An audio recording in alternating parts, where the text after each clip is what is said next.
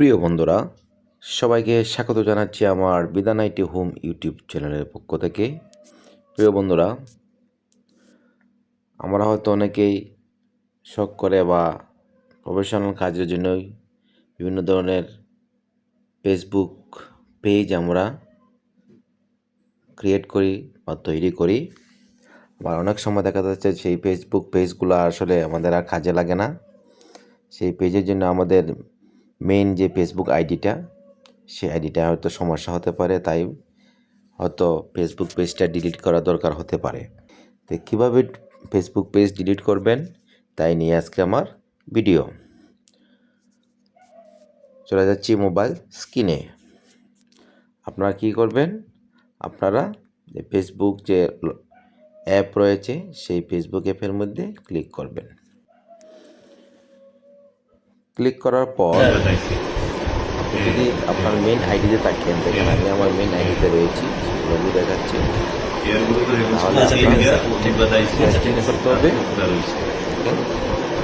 ডান দিকে কোনার মধ্যে যে লোগোটা রয়েছে আপনার ফেসবুকের যে প্রোফাইল পিকচার, সেটার মধ্যে ক্লিক করবেন। ক্লিক করার পর আপনি যদি পেজে থাকেন তাহলে তো আর ক্লিক করার প্রয়োজন পড়ে না। আমি যেহেতু আমার আইডিতে রয়েছি তাই আমি পেজটাকে লগ ইন করবো। এখন কোথায় ক্লিক করব, দেখেন ডান দিকে এই যে তীর চিহ্নের মধ্যে একটি অপশন রয়েছে, সেটার মধ্যে ক্লিক করব। ক্লিক করার পর দেখেন আমার প্রথম শো করবে আপনার আইডিটা, দেখেন এখানে টিক চিহ্ন রয়েছে। তারপর আমার এই আইডির আন্ডারে যতগুলো পেজ রয়েছে দেখেন এই পেজগুলো এখানে শো করবে। আমি যে ফেসবুক পেজটাকে দেখেন আমার 5টা পেজ রয়েছে। আমি যে পেজটাকে ডিলিট করতে চাচ্ছি সেই পেজটার উপরে ক্লিক করব। আমি এই পেজটাকে ডিলিট করতে চাচ্ছি, সেটার মধ্যে ক্লিক করে লগ ইন করে নেব।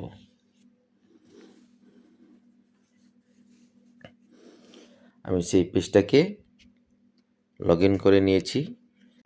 এই হচ্ছে আমার পেজ, দেখেন এই আমার পেজের লোগো,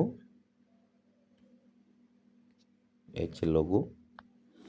এখানে আমি কি করব, দেখেন উপরে 3 লাইন রয়েছে, সেই 3 লাইনের মধ্যে ক্লিক করব। ক্লিক করার সাথে সাথেই দেখেন একটু নিচে স্ক্রল করে আসবেন, সেটিং অ্যান্ড প্রাইভেসি রয়েছে, সেই সেটিং অ্যান্ড প্রাইভেসির মধ্যে ক্লিক করব। ক্লিক করার পর আবার আপনার দেখেন উপরে সেটিং রয়েছে, সেই সেটিংয়ের মধ্যে ক্লিক করব। ক্লিক করার পর নিচের দিকে একটু স্ক্রল করে আসবেন, দেখেন এখানে রয়েছে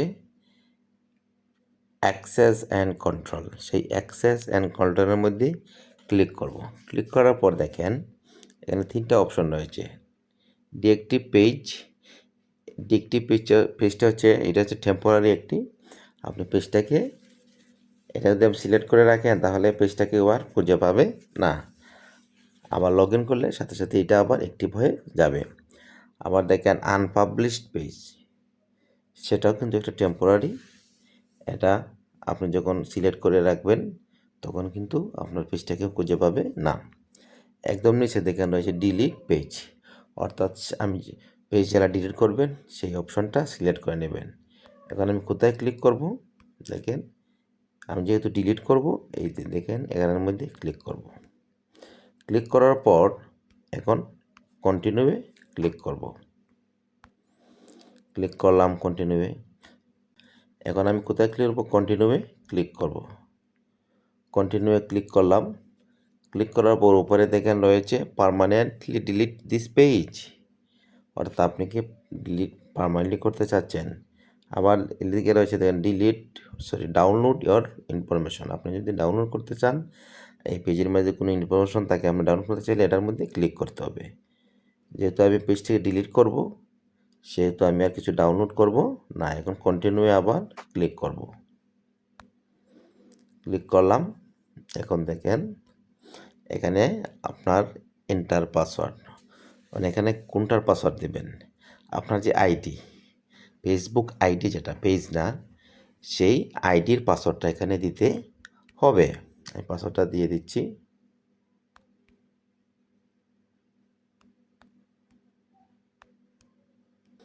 দিয়ে দিলাম, দিয়ে কন্টিনিউয়ে ক্লিক করবেন। ক্লিক করার পর দেখেন আবার দিয়ে একটি পপআপ চলে আসছে, delete beneficiary code and information.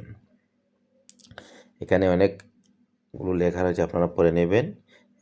এটার যে সারমর্মটা আমি একটু বলে দিচ্ছি। 30 দিনের মধ্যে যদি আপনি এইটাকে আবার লগ ইন করেন তাহলে কিন্তু এটা ডিলিট হবে না। এখন আমি কি করব, ডিলিট পেজ রয়েছে, সেই ডিলিট পেজের মধ্যে ক্লিক করব।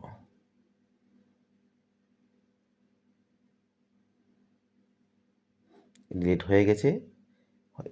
ডিলিট হওয়ার পর দেখেন আমার মেন আইডিতে আবার চলে আসছে।